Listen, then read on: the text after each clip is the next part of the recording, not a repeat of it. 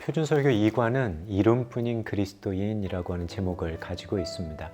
이 설교는 1741년 6월 28일에 런던에 있는 찰스 스퀘어에서 했던 설교이기도 합니다. 이 설교 내용에 더해서 같은 해 7월 25일 옥스퍼드의 세인트 메리 대학교에서 다시 설교를 하게 돼요. 런던에서의 설교는 일반 대중들을 향한 설교였다면 옥스퍼드에서의 설교는 교수, 학생들을 향한 설교였습니다. 외형적이고 형식적인 그리스도인들에게 경건의 모양만이 아니라 진정한 성도로서의 삶을 살아갈 것을 도전하는 설교입니다. 우리가 이 설교를 이해해 나갈 때 영어로 표현되어진 Almost Christian과 Altogether Christian의 모습을 좀 이렇게 서로 때로는 비교하기도 하고 때로는 대조하기도 하고 하면서 우리가 읽어간다면 설교를 읽어가는데 큰 도움이 될 것 같습니다. 웨슬리 목사는 설교를 시작하면서 이름뿐인 그리스도인들이 되는 것은 하나님 앞에 무의미한 거다라고 분명하게 말을 합니다. 그러면서 이름뿐인 그리스도인이 된다는 것이 무슨 뜻인지를 이제 설명을 하게 되는데요. 사실 웨슬리가 말하는 이름뿐인 그리스도인이 된다는 것도 결코 쉬운 일은 아닙니다. 자, 이름뿐인 그리스도인들이 어떤 사람인지를 그럼 먼저 생각해 봐야 되겠죠. 자, 이름뿐인 그리스도인이 되려면 이교도적 정직의 수준을 갖춘 또한 모습이어야 합니다. 불의, 그리고 속여서 남의 것을 빼앗는 거, 가난한 자를 학대하는 거, 누군가를 협박하는 것 등 이런 일들을 하지 않는 정직함을 가져야 한다라고 하는 거죠. 여기에 더해 그리스도의 복음에 규정된 경건의 모양, 즉 참된 그리스도인의 외양을 가져야 합니다. 우선 이들은 복음이 금한 것을 행하지 않습니다. 하나님의 이름을 망령되이 부르지 않고요. 주의를 범하지 않고 간통, 간음, 불결을 피합니다. 그리고 덕을 세우고 유익되지 않는 말들을 또한 하지 않는 거죠. 여기에 대해 또한 복음이 규정한 선은 또 적극적으로 행합니다. 기회가 주어지는 대로 모든 사람을 위해 또한 모든 수단을 다해 선한 일들을 행하는 것 또한 이름뿐인 그리스도인들의 모습 가운데 있다는 거예요. 자, 여기서 더 나아갑니다.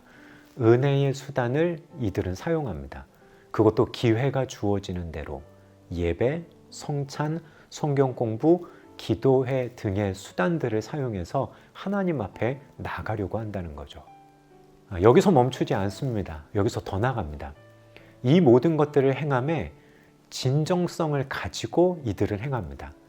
여기서 진정성이라고 하는 것은 종교의 참된 내적 원리를 웨슬리는 말합니다. 하나님께 봉사하는 참된 의도와 그분의 뜻을 행하려는 마음의 소원을 포함하고 있다는 거죠. 자, 이런 마음을 가지고 외적으로 드러나는 모든 일들을 행합니다. 마음에 어떤 일들을 해나감에 있어서 그냥 겉으로 하는 것이 아니라 그 마음 속에서도 의도 그리고 하려고 하는 마음들 이런 것들이 분명하게 그 일들을 행한다는 거죠. 자, 그런데 이런 수준을 가지고 있음에도 웨슬리는 이름뿐인 그리스도인이다라고 표현합니다. 우리가 생각하기에 이 정도 수준이어도 굉장한 수준의 성도인 것 같은데 웨슬리는 그렇게 얘기해요. 이름뿐인 그리스도인이라고. 자, 그러면서 자신의 예를 들어서 말합니다. 자신이 이름뿐인 그리스도인으로 살아왔다고 얘기하고 회심 이전에 그의 삶이 이름뿐인 그리스도인이었다라고 하는 거, 성령 안에서 자신의 양심이 그렇게 증언하고 있다라고까지 웨슬리는 말합니다. 우리가 생각하기에 이런 정도의 수준도 대단하다는 생각을 할지 모릅니다. 하지만 온전한 그리스도인이 되기 위해서 이것에 더해 반드시 필요한 것이 있다라고 웨슬리는 또한 이야기를 합니다. 온전한 그리스도인이 되기 위해 필요한 첫 번째는 하나님을 사랑하는 겁니다. 웨슬리는 성경을 인용하는데요. 내 마음을 다하고 목숨을 다하고 힘을 다하며 뜻을 다하여 주 너의 하나님을 사랑하고 이 사랑을 이렇게 표현합니다. 그의 온 마음을 기울이고 모든 종류의 감정을 끌어내며 영혼의 능력을 다하여 모든 기능을 최대치에 작동시켜 사용하는 사랑입니다. 이렇게 사랑하게 되어질 때 하나님을 언제나 기쁘시게 해드릴 수 있게 된다라고 웨슬리는 말하고 있죠. 사랑, 단순한 사랑이 아니라 본인이 할 수 있는 모든 것, 자신의 감정, 능력, 모든 기능을 최대치로 작동시켜 하나님 그분을 사랑하는 것. 웨슬리는 이 사랑에 대해 이야기하는 겁니다. 자, 둘째로는 이웃에 대한 사랑입니다. 내 이웃을 내 몸과 같이 사랑하라라고 주님께서 말씀하셨기 때문에 이것을 또한 온전한 그리스도인의 중요한 기준으로 봅니다. 여기서 말하는 이웃은 단순히 나의 주변에 가까이 있는 사람만을 얘기하는 것이 아니라 이 세상의 모든 사람, 심지어 우리와의 거리감이 우리의 원수이면서 하나님의 원수인 이들까지도 포함된다고 웨슬리는 생각했어요. 웨슬리는 바울 사도의 고린도전서 13장의 사랑을 이야기하면서 이웃사랑에 대해서 조금은 이렇게 조언하듯이 얘기합니다. 사랑은 오래 참고 친절하며 시기하지 않고 교만하지 않고 자기 유익을 구하지 않고 무례히 행치 않고 성내지 않고 분노하지 않고 악한 것을 생각하지 않고 불의를 기뻐하지 않고 진리와 함께 기뻐하고 모든 것을 참고 믿고 바라고 견딘다라고 하는 것을 통해 이웃사랑의 모습을 웨슬리는 이야기를 합니다.